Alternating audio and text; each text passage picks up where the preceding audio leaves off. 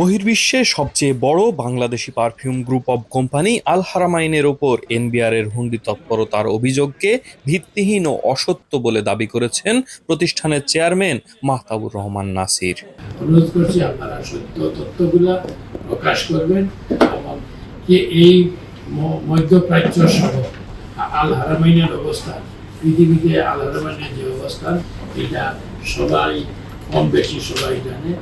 একটা মহল, একটা চক্র হয়তো এটা বিভ্রান্তিত করতেছে। স্বাভাবিকভাবে এটা আপনাদের সহযোগিতা থাকলে এটা অবশ্যই কেটে উঠবে এবং আপনাদের সবাই সহযোগিতা কামনা করছি।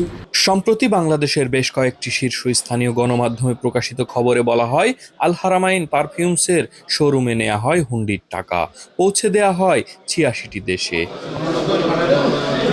দেশে পারফিউম ব্যবসার আড়ালে সবচেয়ে বড় হুন্ডি তৎপরতার এই প্রমাণ পেয়েছে জাতীয় রাজস্ব বোর্ড এনবিআর। সংস্থার কেন্দ্রীয় গোয়েন্দা সেল সিআইসি অনুসন্ধান চালিয়ে হুন্ডির মাধ্যমে দেশ থেকে হাজার হাজার কোটি টাকা বিদেশে পাচারের এই তথ্য পায়।